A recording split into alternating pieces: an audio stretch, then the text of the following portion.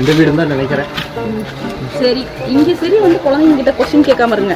கம்முன்று 4 விஷயம் தெரிஞ்சுக்குவாங்க கேள்வி கேட்டாங்க.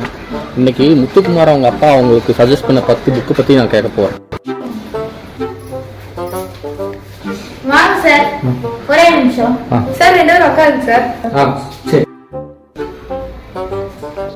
நம்ம வீட்டு நூலகம் சார் எப்படி சார் போயிட்டு இருக்கு?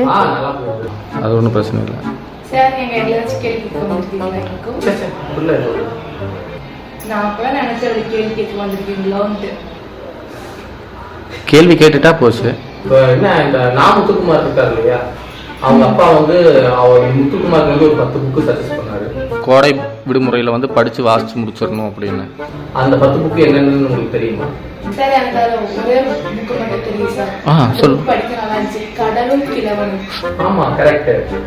பூர்ணி, உனக்கு ஏதாவது தெரியுமா? எனக்கு 10 புக்குமே தெரியும். சொன்னா நீங்க என்ன தருவீங்க? நிஜமாலேவா? நிஜமாலே. நீ என்ன கேட்கறதோ அது பண்ணிக்கலாம். நான் 10மே சொல்றேன், நோட் பண்ணிக்கோங்க.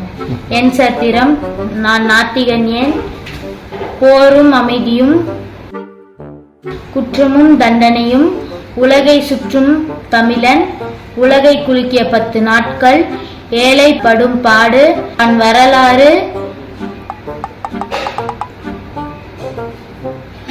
கடலும் கிழவனும். சொல்லிட்டு சரி, இனி சரி விடு, 9 சொல்லிட்டு இல்லை, இனி 1 தானே, பரவாயில்ல சார். உங்களோட ஒரே சத்திய சோதனை சார். சரி, என்ன வேணும்? சார், எங்க 2 பேருக்கு ஒரு டைரி மட்டும் வாங்கி கொடுங்க.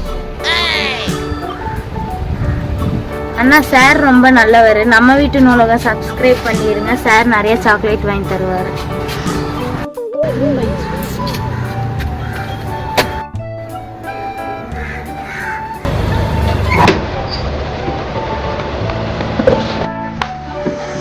கம்முன்று 4 விஷயம் தெரிஞ்சுக்குவாங்க கேள்வி கேட்டாலும்.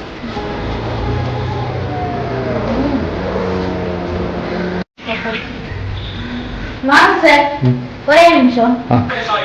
என் சரித்திரம், பகத்சிங் எழுதிய நான் ஏன் நாத்திகனானேன், மகாத்மா காந்தியின் சத்திய சோதனை,